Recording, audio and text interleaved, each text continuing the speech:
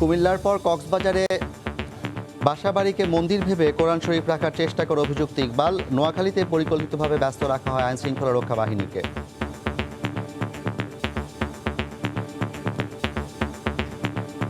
400-500 লোক আমাদের এই মন্দিরে আক্রমণ করেছে। কোরআন শরীফ নিচে কেন এইরকম বললে বড় করে তাকিয়ে থাকে।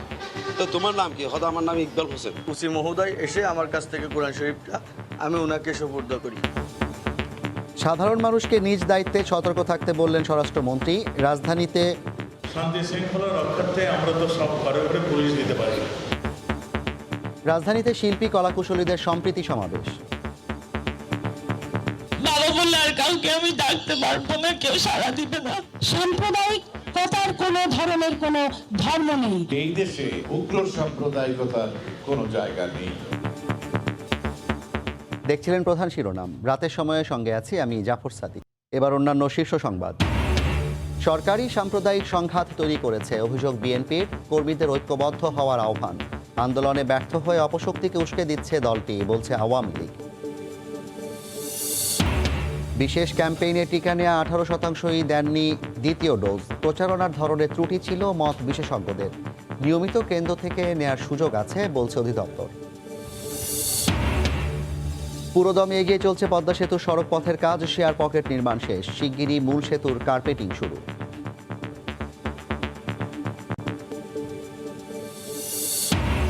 এবং রিকশা চালক থেকে মানব পাচারের মূল হোতা নাচ শেখানোর কথা বলে নারীদের আন্ত ঢাকায়। খুলনা ও চুয়াডাঙ্গায় ই কমার্স প্রতিষ্ঠানের 4 জন গ্রেপ্তার।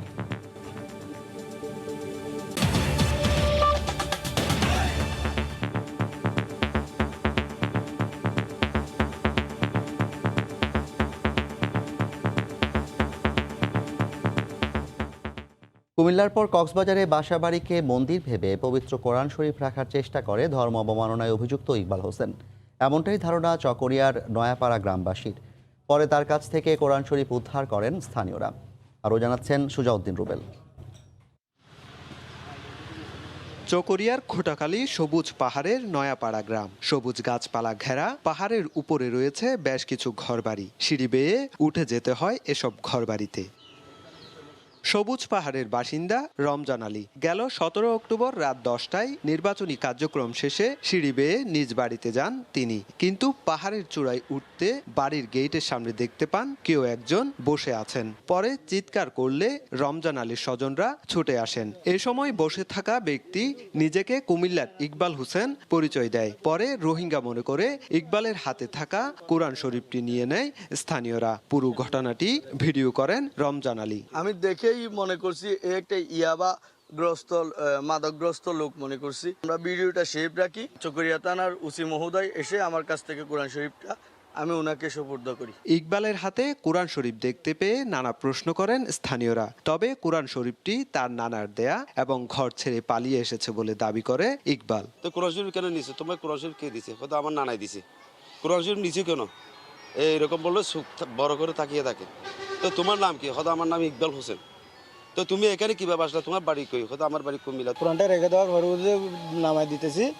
নামাই দেওয়ার সময় ওগুলো আমাদের থেকে ছুটকে ওদিকে চলে যায়। আমরা ওনার পিছন করছিলাম, পিছন করে আমরা ধরতে পারি না, ওখানে পালাই গেছে। এদিকে সংবাদ পেয়ে সবুজ পাহাড় এলাকার বাসিন্দা রমজান আলী থেকে কোরআন শরীফটি উদ্ধার করেছে বলে জানিয়েছে পুলিশ।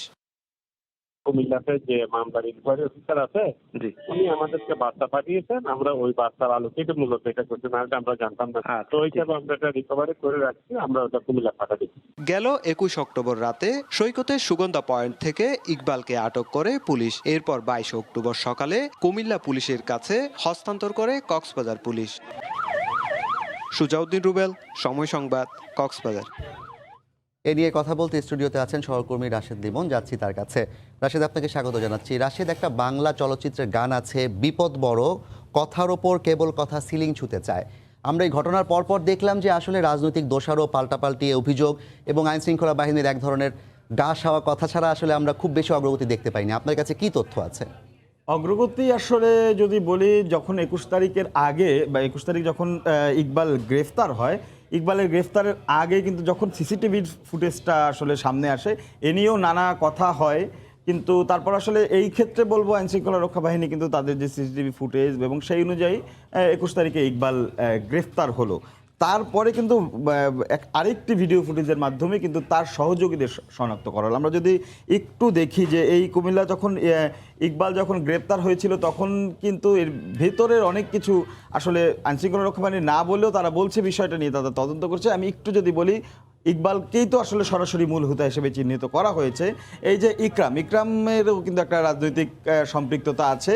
ইকরামকে কিন্তু ওই সময়টাতে এই ইকবালের যে আশেপাশে ঘোরাঘুরি করতে সেই সিসিটিভি ফুটেজ কিন্তু পাওয়া গেছে এবং তার সঙ্গে তার ইকবালের যে যোগাযোগ আছে এমন প্রমাণও কিন্তু পাওয়া গেছে। এরপরে আসি আরও দুজন, ফয়সাল এবং হাফেজ হুমায়ুন। এই দুজনের কথা যদি বলি, এই দুজন হচ্ছে গিয়ে মসজিদের যে মাজার থেকে আসলে কোরআন শরীফটা নিয়ে আসা হয়েছিল সেই মাজারের খাদেম এবং যখন এটি সিসিটিভিতে দেখা গেছে যে যখন ওই সময়টাতে ইকবাল কোরআন শরীফ আনতে যায় সামান্য কিছু সময় হলেও বেশ কিছু কথা মানে বাক্য বিনিময় হয় তার ইকবালের সঙ্গে ফয়সাল এবং হুমায়ুনের। কাজী এদের সম্পৃক্ততা, এরা এখন যেহেতু আইনশৃঙ্খলা রক্ষা বাহিনীর হেফাজতে আছেন, কাজী এর পরবর্তীতে এই পরবর্তী যে কয়েকটা দিন তখন ইকবাল আসলে যখন তাকে চট্টগ্রাম কক্সবাজারে পাওয়া যায় সেখান থেকে তিনি যখন কোরআন শরীফ নেয়ার কথা বলেন তখন কিন্তু তিনি এক ধরনের কথা বলছেন, কিন্তু পরবর্তীতে ওই যে মসজিদের কথা বলছেন যে এই মসজিদ থেকে কোরআন শরীফ নেওয়া হয়েছে সেই মসজিদ কর্তৃপক্ষ কিন্তু বলছে এটা তাদের কোরআন শরীফ নয়। তো কাজেই এই সময়টা ইকবাল আসলে কোথায় ছিলেন বা কাদের নির্দেশনা পালন করেছেন, আজকেও কিন্তু একটি আইনশৃঙ্খলা রক্ষা বাহিনীর একটি উইং কিন্তু তারা কিন্তু জানিয়েছে যে সে ভবঘুরে তবে মানসিক ভারসাম্যহীন নয়, মানে তার স্বাভাবিক সে কিন্তু স্বাভাবিক রয়েছে।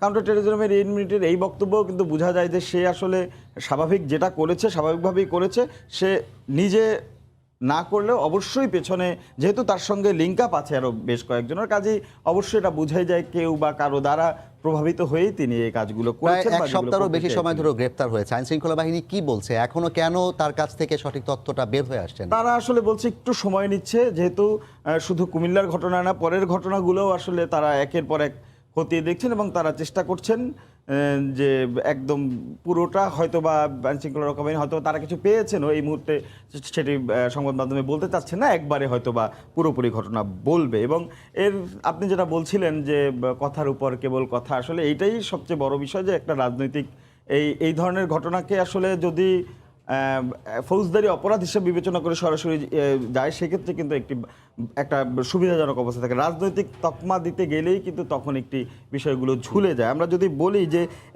এখানেও কিন্তু আসলে রাজনৈতিক যেহেতু কুমিল্লার পরে বাকি যে নোয়াখালী, চট্টগ্রাম, চাঁদপুর, নোয়াখালীতে যে ঘটনাগুলো ঘটেছে সেখানে কিন্তু রাজনৈতিক সহিংসতাগুলো পাওয়া গেছে। আমরা যদি সেই বিষয়গুলো একটু দেখি যে অন্যান্য জায়গায় যে বিষয়গুলো ছিল সেখানকার কি অবস্থা। কুমিল্লার বিএনপি জামাতের সম্পৃক্ততার তথ্য মিলেছে, নোয়াখালীতে বিএনপি জামায়াত এবং শিবিরের নেতাকর্মীদের জড়িত থাকা। এরা নোয়াখালীতে কিন্তু 164-এ 2 জন জবানবন্দিও দিয়েছে, কাজেই তারা কিন্তু ওখানে সরাসরি স্বীকার করেছে। এবং চট্টগ্রামেও কিন্তু জামায়াত, শিবির, বিএনপি এবং ওই সাবেক ভিপি নূরের যে সংগঠনটি ছাত্র ও যুব অধিকার পরিষদের একজন, তার কিন্তু এই সম্পৃক্ততা পেয়ে গেছে। এবং এরপরে যদি আমরা দেখি রংপুরের দিকে তাকাই, রংপুরে কিন্তু শিবির এবং পাশাপাশি এখানে কিন্তু এক ছাত্রলীগ নেতা, তিনি কিন্তু তার ফেসবুক আইডি ছাত্রলীগের নাম পদবি ব্যবহার করতেন, তারও কিন্তু সম্পৃক্ততার প্রমাণ পাওয়া গেছে। এবং চাঁদপুরের ঘটনায় এক জামায়াতের নেতার জড়িত থাকার একটি জবানবন্দি সেটি কিন্তু নেওয়া হয়েছে। এবং যদি মামলার কথা বলি, এই পর্যন্ত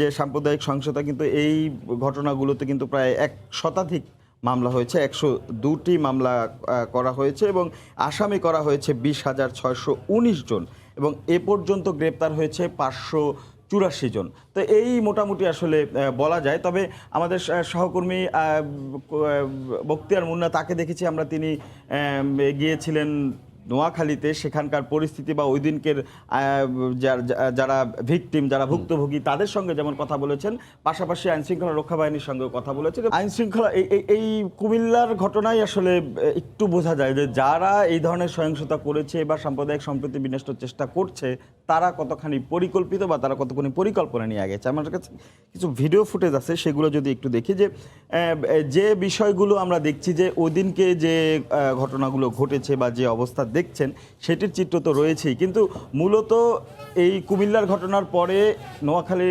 ওইখানটায় এমন একটা ঘটনা হতে পারে এরকম কিন্তু এই যে ছবিগুলো দেখছেন, এই ছবিগুলো কিন্তু সেদিনকে শুক্রবার ছিল, যে প্রতিমা বিসর্জন দিনের, সেদিনকে কিন্তু আইনশৃঙ্খলা রক্ষা বাহিনী যেটা দাবি করেছেন যে তারা কিন্তু যারা মণ্ডপ সংশ্লিষ্ট যারা রয়েছেন তাদের বলেছিলেন যে দুপুর জুম্মার আগেই আসলে এই প্রতিমা বিসর্জন করতে, কারণ তারা একটা জিনিস আঁচ করতে পেরেছিলেন।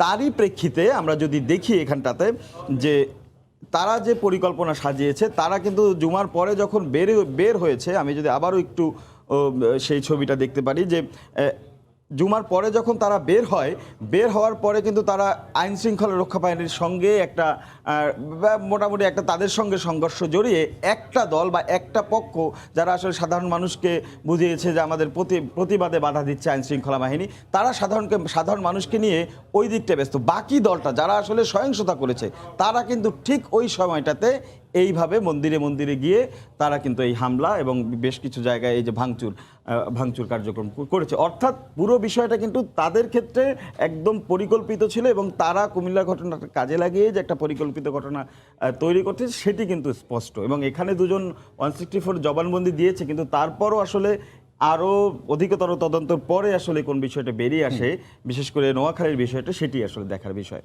এক্ষেত্রে কিন্তু আইন শৃঙ্খলা রক্ষাকারী বাহিনীর ব্যাপারে তাদের পক্ষ থেকে একটা কথা বলা হচ্ছে যে দুপুরের পর তার সাহায্য চেয়েও পাননি। তার মানে হচ্ছে এদিকে ব্যস্ত থাকার কারণেই এই মূলত, এবং এটাই তারা পরিকল্পনা করেছে। এখন আইন শৃঙ্খলা রক্ষা বাহিনী বিষয়টা অনুমান করার পরেও তারা কিন্তু আসলে সেটা মোকাবেলা করতে পারেনি, কিন্তু ওরা কিন্তু যারা নাশকতাকারী তারা কিন্তু তাদের প্ল্যানটা সাকসেস করে নিয়েছে। তবে এই বিষয়ের উপরেই যদি বলি যে সম্প্রতি এই বিষয়গুলো এখন পর শেষমেশ কিন্তু হাইকোর্টকেও হস্তক্ষেপ করতে হয়েছে, এবং সেই বিষয়টি যদি দেখি যে হাইকোর্ট কিন্তু আসলে এরই মধ্যে কুমিল্লা, চট্টগ্রাম, নোয়াখালী, ফেনী, চাঁদপুর এবং রংপুরের সহিংসতায় তদন্তের বিষয়ে বলেছেন। তদন্ত করবেন বিচারক, জেলা প্রশাসক, পুলিশ সুপারের ব্যর্থতার বিষয়ে ব্যাখ্যা দিতে হবে সরকারকে, এই বিষয়টিও কিন্তু স্পষ্ট করে বলেছেন। এবং পাশাপাশি আরও কিছু বিষয় বলেছে, যেমন হিন্দুদের নিরাপত্তা পুনর্বাসন এবং ক্ষতিপূরণের বিষয়ে কি অবস্থা বা অগ্রগতি কি সেটি যেমন হাইকোর্টকে জানাতে, এবং সাম্প্রদায়িক সম্প্রীতি বিনষ্ট করে এমন ফেসবুক পোস্ট বা এইগুলো দিয়ে এমন ফেসবুক ডিলিটের আবেদনের যে সাড়া মেলেনি বা এগুলো করতে বিটিআরসির সঙ্গে যে বিষয়টি শুরু থেকেই আসছিল যে এই ধরনের কোনো ঘটনা যেগুলো আসলে বিটিআরসির সঙ্গে ফেসবুক বলি বা অন্যান্য সামাজিক যোগাযোগ মাধ্যম বলি, তাদের যে একটি নেগোসিয়েশন, যেহেতু তারা আমাদের দেশে কাজ করছে, কাজে আমাদের এই সরকারের বা কর্তৃপক্ষের যাই বলি, তাদের একটা নেগোসিয়েশন বা একটা এমন কিছু থাকা উচিত যে তারা চাইলেই যে কোনো জিনিসের উপরে একটি এই ধরনের কন্টেইনের উপরে যেন তারা প্রভাব ফেলতে পারে, এই ধরনের একটি বিষয়। রাশেদ, পুরো আলোচনায় যেটি মনে হলো কিছুটা হলো অগ্রগতি হয়েছে, তবে আমাদের বিশ্বাস যে অবশ্যই এই ধরনের সাম্প্রদায়িক সহিংসতা বন্ধে যা করতে হয় সরকার সেই পদক্ষেপ নেবেন। দর্শক, আমাদের সঙ্গে যুক্ত হয়েছিলেন সহকর্মী রাশেদ লিমন, জানাচ্ছিলেন যে কুমিল্লা পরবর্তী ঘটনাসমূহ এবং সাম্প্রদায়িক দাঙ্গার প্রেক্ষিতে, সহিংসতার প্রেক্ষিতে যে আইন শৃঙ্খলা রক্ষা বাহিনী এবং আদালতের যেই কর্মকাণ্ড সে বিষয়ে বিস্তারিত। ঘরে ঘরে পুলিশ দেওয়া সম্ভব নয় মন্তব্য করে স্বরাষ্ট্রমন্ত্রী আসাদুজ্জামান খান কামাল বলেছেন, সাধারণ মানুষকে নিজ দায়িত্বে সতর্ক থাকতে হবে। সকালে রাজারবাগ কমিউনিটি পুলিশিং ডে অনুষ্ঠানে তিনি বক্তব্য রাখেন। এ সময় মন্ত্রী জানান, কুমিল্লা সহ বিভিন্ন স্থানে সহিংসতাকারী ও উস্কানিদাতা সবাইকে শনাক্ত করা হয়েছে। কুমিল্লা সহ দেশের বিভিন্ন স্থানে সাম্প্রদায়িক সহিংসতার ঘটনায় উস্কানিদাতা ও হামলাকারী সবাইকে শনাক্ত করেছে আইন শৃঙ্খলা বাহিনী। শনিবার রাজারবাগ পুলিশ লাইন্সে কমিউনিটি পুলিশিং ডে 2021 অনুষ্ঠানে অংশ নিয়ে এমনটা জানান স্বরাষ্ট্রমন্ত্রী আসাদুজ্জামান খান কামাল। সাধারণ মানুষকে নিজ দায়িত্বে সতর্ক থাকতে বলেন তিনি। যে ধরনের উস্কানি আসছিল, যে ধরনের ভাবে জনগণকে উদ্বুদ্ধ করেছিল, জনগণকে আকৃষ্ট করেছিল, একটা ভায়োলেন্সের দিকে নিয়ে যাচ্ছিল, এই ঘটনাটা ঘটিয়েছে আর কিন্তু আজকে বের করে নিয়ে আসছে। তাদেরকে চিহ্নিত করা হয়েছে। শান্তি শৃঙ্খলা রক্ষার্থে আমরা তো সব ঘরে ঘরে পুলিশ দিতে পারি না। ঘরে ঘরে যে জনগণ আমাদের আছে তারা যদি সজাগ থাকেন, তারা যদি পুলিশের রিয়েল টাইম ইনফরমেশনটা দিয়ে দেন, তাহলে আমরা অনেক ঘটনার থেকেই বাঁচতে পারি। অনুষ্ঠানে আইজিপি ডক্টর বেনজির আহমেদ বলেন, সাম্প্রতিক সময়ে সামাজিক যোগাযোগ মাধ্যমে সাইবার অপরাধ বেড়েছে আশঙ্কাজনকভাবে, যা দেশ ও মানুষের নিরাপত্তার জন্য বড় হুমকি। পুলিশকে অবশ্যই এই সাইবার ওয়ার্ল্ডে যে অপরাধ হচ্ছে এবং সাইবার ওয়ার্ল্ড যে হুমকি তৈরি করছে দেশের জন্য, এদেশের মানুষের জন্য, নাগরিকদের নিরাপত্তার জন্য, সেই লক্ষ্যে আমাদেরকে প্রস্তুতি গ্রহণ করতে হবে। এদিকে সাম্প্রদায়িক সম্প্রীতি বজায় রাখার ওপর জোর দিয়ে ডিএমপি কমিশনার মোহাম্মদ শফিকুল ইসলাম আশঙ্কা প্রকাশ করে বলেন, সাম্প্রদায়িক সম্প্রীতি বজায় না রাখলে হুমকির মুখে পড়তে পারে দেশের অস্তিত্ব। মুসলমান থাকবে, হিন্দু থাকবে, খ্রিস্টান, বৌদ্ধ, সবাই মিলে তো আমরা এই সমাজে। একজন আরেকজনের বিপদে তার পাশে যদি না দাঁড়াতে পারে তাহলে সমাজ তো টিকবে না। সমাজ টিকবে না, সমাজ না টিকলে রাষ্ট্র টিকবে না। অনুষ্ঠানে অংশ নিয়ে কথা সাহিত্যিক ডক্টর মোহাম্মদ জাফর ইকবাল পুলিশকে সাধারণ মানুষের সাথে সম্পৃক্ত হয়ে অংশীদারিত্বমূলক পুলিশিং করার আহ্বান জানান। মার্জিয়া মুমু, সময় সংবাদ, ঢাকা। একক কোনো সংগঠন কিংবা গোষ্ঠী নয়, সাম্প্রদায়িকতা রুখে দিতে দলমত নির্বিশেষে সবাইকে একসঙ্গে প্রতিরোধ গড়ে তোলার আহ্বান জানিয়েছেন শিল্পী কলাকুশলীরা। সকালে রাজধানীর মানিক মিয়া এভিনিউতে সাম্প্রদায়িক সহিংসতার প্রতিবাদে সম্প্রীতি সমাবেশ অনুষ্ঠিত হয়। সাম্প্রদায়িক সহিংসতার পেছনের শক্তিকে খুঁজে বের করে দৃষ্টান্তমূলক শাস্তির দাবি জানান শিল্পীরা। বাবা বললে আর কাউকে আমি ডাকতে পারবো না, কেউ সাড়া দিবে না। সাংস্কৃতিক কর্মী অধরা প্রিয়া কদিন আগে হারিয়েছেন বাবা, কিন্তু কোনো স্বাভাবিক মৃত্যু নয়। অধরার বাবাকে বলি হতে হয়েছে সাম্প্রদায়িক সহিংসতার। এই সাম্প্রদায়িক দাঙ্গার মধ্যে দিয়ে উনি চলে গেছেন। অধরার এই প্রশ্নের উত্তর খুঁজতে শনিবার সকালে রাজধানীর মানিক মিয়া এভিনিউতে জড়ো হন শিল্পী কলাকুশলীরা। সম্প্রীতি সমাবেশের মাধ্যমে নিন্দা ও প্রতিবাদ জানান সাম্প্রদায়িক সহিংসতার। সাম্প্রদায়িক কথার কোনো ধরনের কোনো ধর্ম নেই, সে মুসলমানও না ও হিন্দু না, কোনো ধর্মের কিছু না। মূল আন্দোলনটুকু তৈরি করা উচিত সারা বাংলাদেশের মধ্যে। এটা জাতির পিতা বঙ্গবন্ধুর আদর্শের দেশ, এই দেশটাকে আমরা ধ্বংস হতে দিতে চাই না। এই ঘটনাকে পুঁজি করে রাজনৈতিক দলাদলি বন্ধের আহ্বান জানান শিল্পীরা। এমন অপকর্মের প্রতিবাদে দলমত নির্বিশেষে সবাইকে ঐক্যবদ্ধ হওয়ার আহ্বান জানান। একটা অপূর্ব সুন্দর সুজলা সুফলা বাংলাদেশ, এই বাংলাদেশকে আমরা সুন্দর রাখতে চাই। আর সাম্প্রদায়িক বিনষ্টকারীদের বিরুদ্ধে আমরা সবাই মিলে আজ এক হয়ে তীব্র নিন্দা জ্ঞাপন করছি। আসলে সাম্প্রদায়িকতা আমাদের মগজে, আমরা বলি না মগজ ধরাই করতে হবে। এই মগজ ধরাই যদি আমরা করতে না পারি তাহলে সাম্প্রদায়িকতা কখনো দূর হবে না। বিগত বছরগুলোতে ঘটে যাওয়া সাম্প্রদায়িক সহিংসতার বিচার না হওয়ার সমালোচনা করেন শিল্পীরা। বলেন, বিচারহীনতার সংস্কৃতি চলতে থাকলে রুখে দেওয়া যাবে না ষড়যন্ত্র।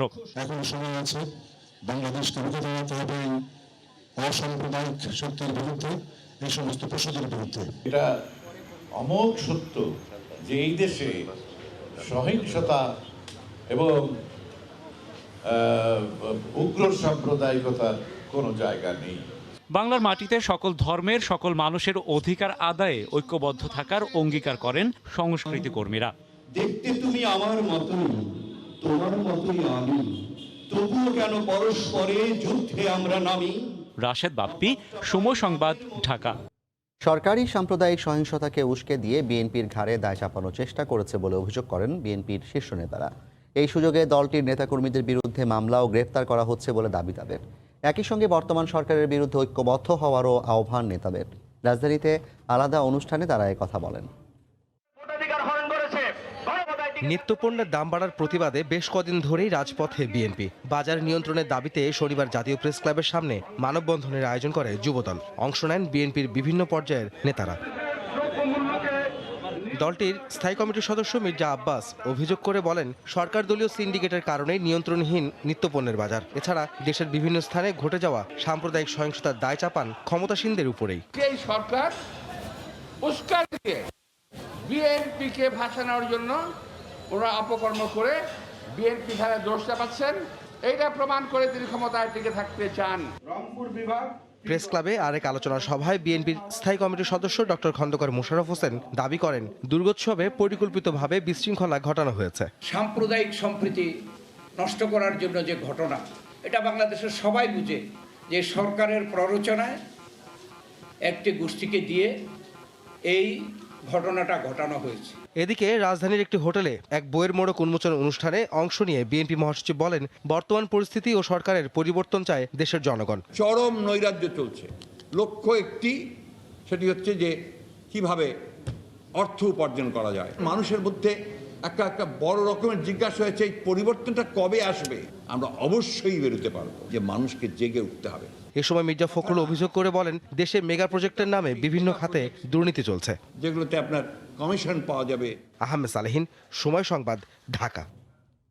বিএনপি আন্দোলন ও নির্বাচনে ব্যর্থ হয়ে এখন সাম্প্রদায়িক শক্তিকে দেশ ও সরকারের বিরুদ্ধে উস্কানি দিচ্ছে বলে পাল্টা বক্তব্য দিয়েছেন আওয়ামী লীগ নেতারা। আলাদা অনুষ্ঠানে কথা বলেন তারা। সম্প্রীতির পরিবেশ যাতে কেউ নষ্ট করতে না পারে সেজন্য সবাইকে সতর্ক থাকার আহ্বান জানিয়েছেন নেতারা। সম্প্রতি দেশের বিভিন্ন স্থানে সাম্প্রদায়িক সহিংসতার পর থেকেই এর জন্য বিএনপি জামায়াতকে দায়ী করে আসছে ক্ষমতাসীন দল। শনিবার বিকেলে বাংলাদেশ কৃষক লীগের এক অনুষ্ঠানে আওয়ামী লীগের যুগ্ম সাধারণ সম্পাদক মাহবুবুল আলম হানিফ বলেন, কোরআন অবমাননার দায়ে বিএনপি নেতাদের কাঠগড়ায় দাঁড়াতে হবে। কুমিল্লার নানুয়ার দিঘির মন্দিরে ওখানে আপনার প্রতিমার কাছে আপনারা রাখলেন কোরআন শরীফ রেখে আসেন। ইকবালের স্বীকারোক্তি এসেছে, এর সঙ্গে বিএনপির স্বেচ্ছাসেবক দলের নেতা, যুব দলের নেতা এবং বিএনপির কাউন্সিলরদের নাম চলে এসেছে। কোরআন শরীফ অবমাননার জন্য আপনাদেরকে অভিযুক্ত হয়ে কাঠগড়ায় দাঁড়াতে হবে। একই দিন দিনাজপুরে জেলা আওয়ামী লীগের বর্ধিত সভায় যোগ দিয়ে তথ্য ও সম্প্রচার মন্ত্রী বলেন, দেশের বিভিন্ন এলাকায় সাম্প্রদায়িক হামলার সঙ্গে যে বিএনপি জড়িত তা এখন স্পষ্ট হচ্ছে। বিএনপি জামাত চক্র, সাম্প্রদায়িক উগ্রগোষ্ঠী এই ঘটনা ঘটিয়েছে এবং সেগুলো ধীরে ধীরে দিবালোকের মতো স্পষ্ট হচ্ছে। আমরা শুরু থেকেই সেই কথা বলেছিলাম এবং আজকে তদন্তে দেখা যাচ্ছে যে কীভাবে নোয়াখালীতে বরকতুল্লাহ হুলু ইন্ধন দিয়েছে, ইকবালকে কারা ইন্ধন দিয়েছে। এদিন সকালে দলের সাধারণ সম্পাদক ওবায়দুল কাদের বলেন, নেতিবাচক ও ষড়যন্ত্রের রাজনীতির জন্যই বিএনপি এখন নির্বাচন বিমুখ, আর এজন্যই তারা দেশ ও সরকারের বিরুদ্ধে উস্কানি দিচ্ছে। বিরোধী দল গণতন্ত্রের পথে বারবার বাধার সৃষ্টি করছে এবং তারা আন্দোলন নির্বাচনে ব্যর্থ হয়ে এখন তারা সাম্প্রদায়িক শক্তিকে দেশ ও সরকারের বিরুদ্ধে উস্কানি দিচ্ছে। আওয়ামী লীগ পরমত সহিষ্ণু রাজনৈতিক দল বলেই বিএনপি এখনো রাজনীতি করতে পারছে বলেও মন্তব্য করেন ওবায়দুল কাদের। দেশে গণতন্ত্র আছে বলেই তো বিএনপি সরকারের সমালোচনা করতে পারছে। প্রসূন আশিস, সময় সংবাদ, ঢাকা। নির্বাচন ব্যবস্থাকে যারা নস্যাৎ করতে চায় তাদের প্রতিহত করার আহ্বান জানিয়েছেন আওয়ামী লীগ নেতা অ্যাডভোকেট কামরুল ইসলাম এমপি। সকালে রাজধানীর লালবাগে কমিউনিটি পুলিশিং ডে উপলক্ষে আয়োজিত অনুষ্ঠানে তিনি আরও বলেন, একটি গোষ্ঠী সাম্প্রদায়িক উস্কানি দিচ্ছে। সম্প্রীতির বন্ধন যাতে কেউ নষ্ট করতে না পারে সেজন্য সবাইকে সতর্ক থাকারও আহ্বান জানান তিনি। জঙ্গি দমনে বাংলাদেশ বিশ্বে উদাহরণ সৃষ্টি করেছে উল্লেখ করে অ্যাডভোকেট কামরুল ইসলাম।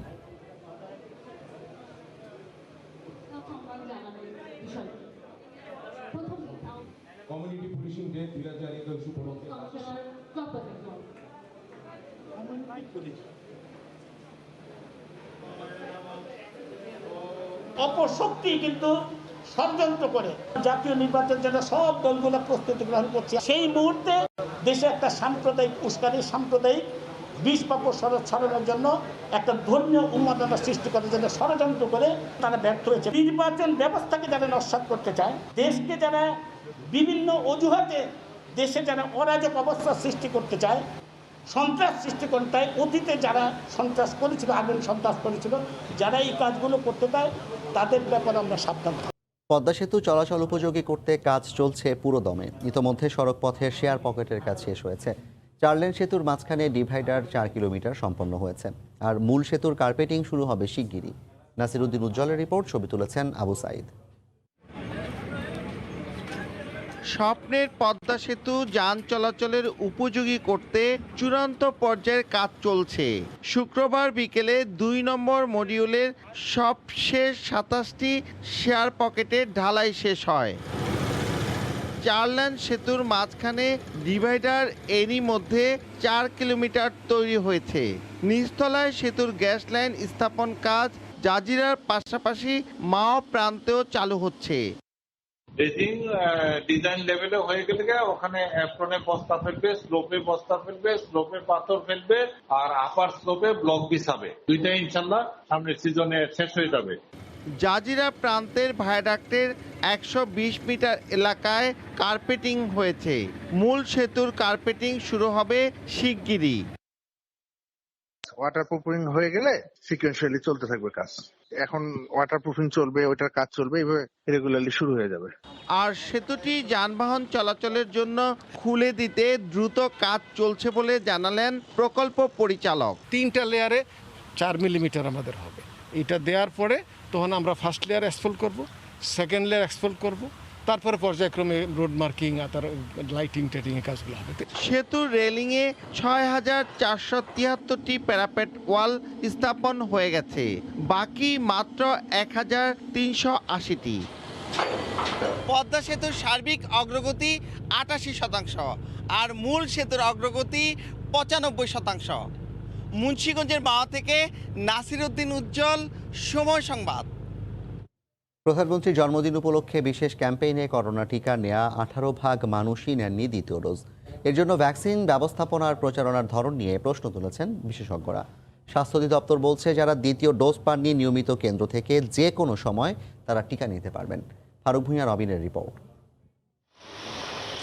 প্রধানমন্ত্রীর জন্মদিন উপলক্ষে গত 28 সেপ্টেম্বরের বিশেষ ক্যাম্পেইনে যারা কোভিড টিকার প্রথম ডোজ নিয়েছিলেন, 1 মাসের ব্যবধানে বৃহস্পতিবার সারা দেশেই তাদের দেওয়া হয় দ্বিতীয় ডোজ। তবে ওই দিন প্রায় সব কেন্দ্রে উপস্থিতি ছিল তুলনামূলক কম। বিশেষ ক্যাম্পেইনে প্রথম ডোজ পেয়েছিলেন ৬৬,২৫,১২৩ জন। তবে দ্বিতীয় ডোজের দিন বৃহস্পতিবার টিকা নেন ৫৪,৪৪,১৬৬ জন। অর্থাৎ প্রথম দিনে দ্বিতীয় ডোজের বাইরে থাকেন ১১,৮১,০০০ বা 18% মানুষ। আমরা 71-এ এই অবস্থায় টিকা ব্যবস্থাপনা আর প্রচারণার ধরন নিয়ে প্রশ্ন তুলেছেন বিশেষজ্ঞরা। প্রথম একটা ঢাক ঢোল পিটায় করলাম, পরে যে সেকেন্ড ডোজ নেওয়ার বেলা তখন কি গভর্নমেন্টের তরফ থেকে এইরকমই উৎসাহ ছিল, নাকি একটু ঢিলামি ছিল? কিছু ঢিলামি ছিল। জনসাধারণ যদি উদ্বুদ্ধ না হয়, যে ঢিলামো করে, তাহলে আমাদের গভর্নমেন্ট মেশিনারিকে তাদের দোরগোড়ায় যেতে হবে, তাদেরকে খুঁজে খুঁজে বের করে তাদেরকে ভ্যাকসিন দিতে হবে। তবে স্বাস্থ্য অধিদপ্তর বলছে, বৃহস্পতিবার যেসব কেন্দ্রে ইপিআই টিকা কার্যক্রম ছিল, সেসব কেন্দ্রের দ্বিতীয় ডোজ টিকা দেওয়া হয় শনিবার। সে কারণেই বৃহস্পতিবার সবাই দ্বিতীয় ডোজের আওতায় আসেননি। বৃহস্পতিবার আমাদের সারা দেশেই অনেক জায়গায় নিয়মিত বাচ্চাদের টিকা ছিল, কাজে সেখানে তখন আমরা তো আর এই কোভিডের টিকা দিতে পারি নাই। দ্বিতীয় রাউন্ডের ডেটটা পড়ছে বৃহস্পতিবার, কাজে বৃহস্পতিবার ঠিক রাখছি, যারা পারতে দিতে, না পারলে শনিবারে। প্রথম কথা হলো টিকা আগে দেওয়া যাবে না, পরে দেওয়া যাবে, কোনো অসুবিধা নেই। বিশেষ ক্যাম্পেইনে যারা দ্বিতীয় ডোজ নিতে পারেননি, তারা পরে নিজ এলাকায় নিয়মিত কেন্দ্র থেকে টিকা নিতে পারবেন বলে জানিয়েছে স্বাস্থ্য অধিদপ্তর। ফারুক ভূঁইয়া, রবিন, সময় সংবাদ, ঢাকা। রিকশাচালক কামরুল ঢাকায় এসে হয়ে গেলেন ডান্স মাস্টার। নাচ শেখানোর কথা বলে দেশের বিভিন্ন স্থান থেকে নারীদের এনে আটকে রাখত আস্তানায়। এরপরই পাচার করত ভারত ও মধ্যপ্রাচ্য সহ বিভিন্ন দেশে। রাজধানীর মিরপুর উত্তরা ও তেজগাঁওয়ে অভিযান চালিয়ে চক্রের মূল হোতা সহ 11 জনকে গ্রেপ্তার করেছে র্যাব। উদ্ধার করা হয়েছে পাচার হতে যাওয়া 23 নারীকে। উন্নত জীবনযাপন ও মোটা অঙ্কের বেতনের চাকরির প্রলোভন দেখিয়ে দেশের বিভিন্ন অঞ্চল থেকে নারী সংগ্রহ করত ড্যান্স কামরুল। এভাবেই বছরের পর বছর ডান্স ক্লাবের আড়ালেই চলতো নারী পাচার। কয়েকটি ধাপে বিভিন্ন দেশে নারীদের পাচার করে আসছিল এই চক্রটি। আমি ডান্স শেখার জন্য উত্তরবাড্ডা ডিজে কামরুল নামে একটা লোকের সাথে পরিচয় হয়। তার মাধ্যমে তার ক্লাবে গিয়ে কিছুদিন আমি ভালো পারফরমেন্স ডান্সের প্র্যাকটিস করি। প্র্যাকটিস করার কিছুদিন পরে আমার পারফরমেন্স ভালো দেখে সে আমাকে একটা অফার করে যে বাইরের কান্ট্রিতে গিয়ে তুমি আরও ভালো পারফরমেন্স করতে পারবা। ইমরান ভাইয়ের মাধ্যমে আমি সৌদি আরব গেছিলাম, কিন্তু সে আমার অনেক একটা কষ্টের একটা জায়গায় দেয়, কিন্তু আমার ওই জায়গায় খানা ফিনা কিছুই দেয় না। আমি অনেক অত্যাচারে অনেক কষ্ট পরিশ্রম করে আমি 20 তারিখ পর্যন্ত ওই বাসায় থাকি। প্রথমে মেয়েদেরকে বিভিন্ন জেলা থেকে ঢাকায় নিয়ে এসে সেফ হাউসে রাখা হয়। সেখানে ভিকটিমদেরকে নাচ শেখানোর কথা বলে নিয়ে আসা হতো। ডিজে কামরুল বা ড্যান্স কামরুল সে 2001 সালে প্রথম সে ঢাকায় আসে এবং সে ঢাকায় রিক্সা চালায়। এই নারীদেরকে সে প্রথমে তাদেরকে উচ্চবিলাসী স্বপ্ন দেখায়, তাদেরকে উন্নত জীবনের স্বপ্ন দেখায় এবং তাদেরকে ড্যান্স শেখানো বা বিভিন্ন বাহিরে পার্শ্ববর্তী দেশে বিভিন্ন ড্যান্স প্রোগ্রামের নামে তাদেরকে নিয়ে সে বিভিন্নভাবে পাচার করত। অভিযানে 53টি পাসপোর্ট, 20টি মোবাইল, বিদেশি মদ, 2টি মোটরসাইকেল সহ নগদ টাকা উদ্ধার করা হয়। হাসিবুল হাসান, সময় সংবাদ, ঢাকা। দেশে বেড়েই চলেছে পানিতে ডুবে শিশু মৃত্যুর সংখ্যা। নওগাঁয় পুকুরে গোসল করতে নেমে ডুবে প্রাণ গেল ভাই বোন সহ 4 শিশুর। শোকে স্তব্ধ স্বজন এলাকাবাসী। 5 বছরের ফরহাদ ও 9 বছরের সুরাইয়ার মৃত্যুর খবরে পাগল প্রায় বাবা মা। শোকে স্তব্ধ আশা ও খাদিজার পরিবারের সদস্যরাও। শনিবার দুপুরে নওগাঁ শহরের নামা শেরপুর এলাকায় একটি পুকুরে গোসল করতে নামে 5 থেকে 10 বছরের 6 শিশু। এ সময় ফরহাদ, সুরাইয়া, আশা ও খাদিজা পানিতে ডুবে যায়। এ সময় অপর 2 শিশুর চিৎকার শুনে তাদের উদ্ধার করেন স্থানীয়রা। তাৎক্ষণিকভাবে তাদের সদর হাসপাতালে নিয়ে গেলে মৃত ঘোষণা করেন চিকিৎসক। নিহতদের মধ্যে ফরহাদ ও সুরাইয়া ভাই বোন। 4 বাচ্চা পিছলা যায় যখন পড়ে গেছে উঠানি, 2 বাচ্চা ভয় লাগছে, আশা চিল্লাচিল্লি করিচ্ছে, জোরা 4 জন পানি পড়া ডুব দিয়ে আর উঠানি কই। খেলার পর গাওটা কাদা ভরে ডুব পড়া গেছে, ডুব পড়া যাওয়ার পর 6 জন গেছে, 6 জন যাওয়ার পর 2 জন উপরে ছিল, আর যাই তাই আর ডুবকি দেওয়া আর ওঠানো। কেউ তৃতীয় অথবা প্রথম এরকম কেবল পড়াশোনা করছে এরকম বয়সের। আইনি প্রক্রিয়া শেষে 4 শিশুর লাশ পরিবারের কাছে হস্তান্তর করেছে পুলিশ। ফরহাদ এবং সুরাইয়া তারা আপন 2 ভাই বোন।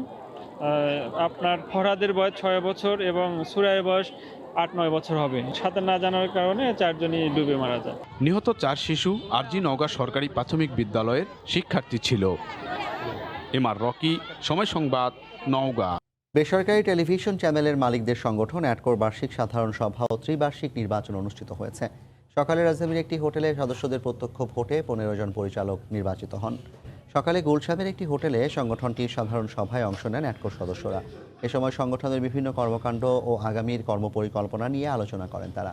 পরে মোট 19 জন প্রার্থী প্রত্যক্ষ ভোটে 2021-24 ত্রিবার্ষিক মেয়াদে নতুন নেতৃত্ব গঠন করেন। সদস্যদের ভোটে 15 জন পরিচালক নির্বাচিত হন। পরে সর্বসম্মতিক্রমে মাছরাঙা টেলিভিশনের অঞ্জন চৌধুরী পিন্টুকে সভাপতি হিসেবে পুনর্নির্বাচিত করা হয়।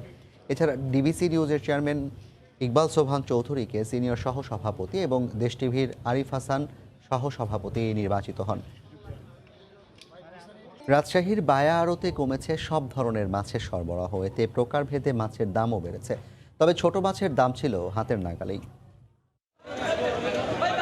রাজশাহীর পবা উপজেলার বায়া মৎস্য আড়ত হাঁকডাকে চলছে মাছের বেচা কেনা। মিলছে রুই, কাতলা, মৃগেল, পাঙ্গাস, তেলাপিয়া সহ হরেক রকমের মাছ।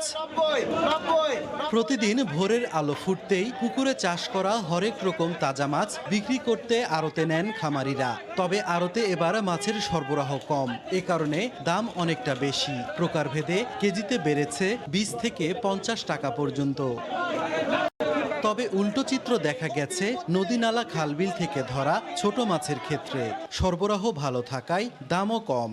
আজকে মাছের দামটা অনেক ভালো ছিল, আমদানি কম, যার ফলে বেশি দাম ছিল। কিছুদিন আগে বাজার খারাপ ছিল, এখন অনেক ভালো। বড় মাছ দাম ঠিকই আছে, যেটা বিক্রি হয়েছিল সেটা ঠিকই আছে, হ্যাঁ, কিন্তু ছোট মাছগুলো একটু দাম কম। বিলের মাছ একটু আমদানি হচ্ছে এখন, ওই জন্য মাছের দাম একটু কম। কালিয়াকৈর, গাজীপুর, ব্রাহ্মণবাড়িয়া, ঢাকা, যাত্রাবাড়ি, নিউ মার্কেট, বিভিন্ন অত্র এলাকার মাছ এখান থেকে যায়। মাছ বাজার স্বাভাবিক গতিতে চলছে এবং দাম অনেক বেশি। চাষিরা ভালো দাম পাচ্ছে মাছের এখন। প্রতিদিন রাজশাহীর বায়া আড়তে 35 থেকে 40 লাখ টাকার মাছ বেচা কেনা হয়। সাইফুর রহমান রকি, সময় সংবাদ, রাজশাহী। জলবায়ু সম্মেলনে যোগ দিতে আগামীকাল স্কটল্যান্ডের উদ্দেশ্যে দেশ ছাড়ছেন প্রধানমন্ত্রী শেখ হাসিনা। পররাষ্ট্রমন্ত্রী ডক্টর এ কে আব্দুল মোমেন সংবাদ সম্মেলনে এ কথা জানান। 1 নভেম্বর স্কটল্যান্ডের গ্লাসগোতে অনুষ্ঠেয় আন্তর্জাতিক সম্মেলনে বক্তব্য রাখবেন প্রধানমন্ত্রী। আগামী 1 নভেম্বর মাননীয় প্রধানমন্ত্রী COP26-এর শীর্ষ বৈঠকে ভাষণ দেবেন।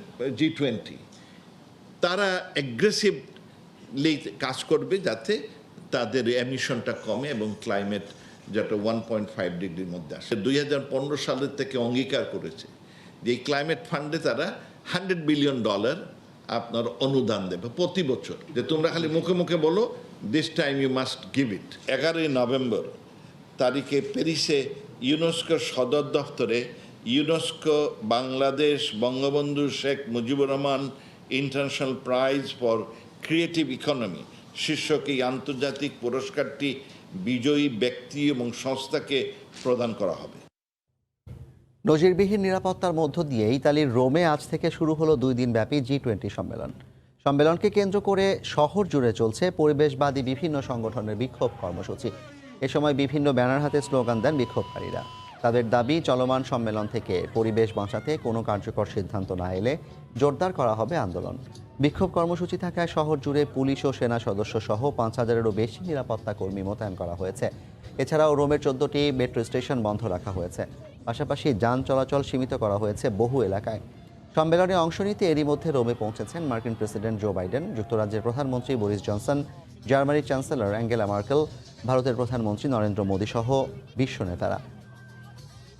ইনজুরির কারণে 31 অক্টোবর পর্যন্ত বিশ্রামে থাকবেন টাইগার অলরাউন্ডার সাকিব আল হাসান ও উইকেটরক্ষক ব্যাটসম্যান নুরুল হাসান সোহান।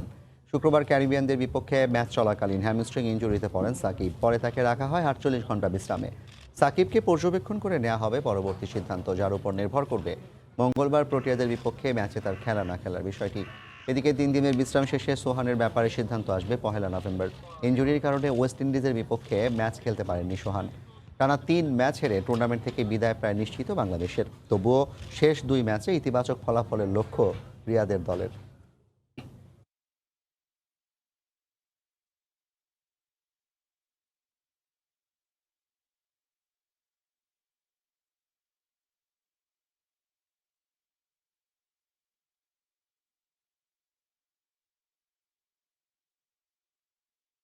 এ পর্যায়ের শীর্ষ সংবাদ জানিয়ে দিচ্ছি আরেকবার। কুমিল্লার পর কক্সবাজারে বাসাবাড়িকে মন্দির ভেবে কোরআন রাখার চেষ্টা করে অভিযুক্ত ইকবাল। সাধারণ মানুষকে নিজ দায়িত্বে সতর্ক থাকতে বললেন স্বরাষ্ট্রমন্ত্রী।